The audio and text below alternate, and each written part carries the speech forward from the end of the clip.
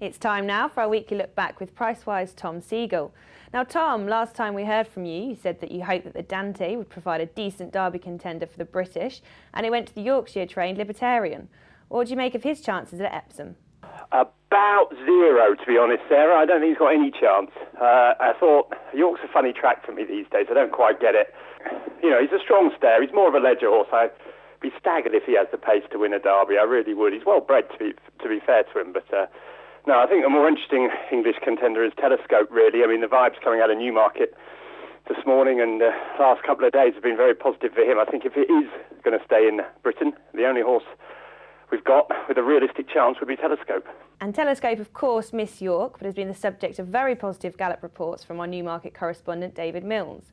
How much of a concern is his lack of a prep run for you? Yeah, it's a massive concern. Obviously, he's had an injury, he's had a slight setback. You know, he's not going to be coming there with the perfect preparation by any stretch of the imagination. But if he's a really good horse, Charmit did it a few years back, one without a run. It can be done. It's not easy for him because he's up against a really good horse in New Approach and all those O'Brien horses that won their trials by miles. So it's going to be very difficult for him. But if he's a brilliant horse, it can be done.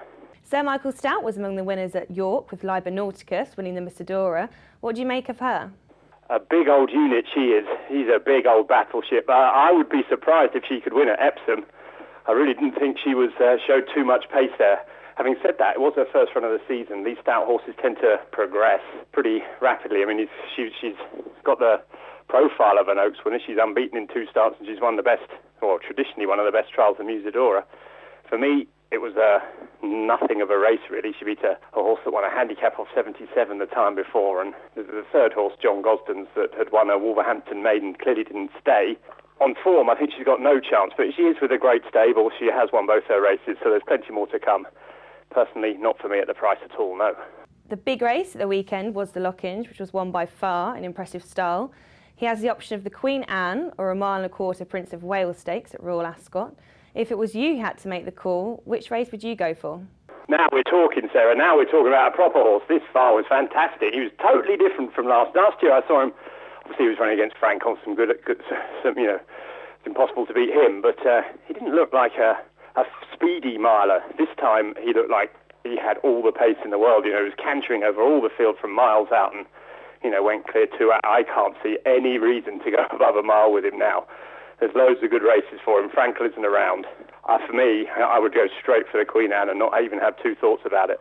And finally, has anything else caught your eye at the weekend or during the week at York? The horse that won the handicap was it a handicap or a conditions race at Doncaster on Saturday night, a horse called Cape Furon. I don't know if anyone's seen that, but he was ridiculously impressive. I mean, he's got to be a group class horse.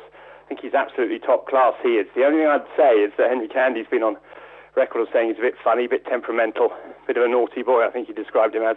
He's from a family that are a bit funny too.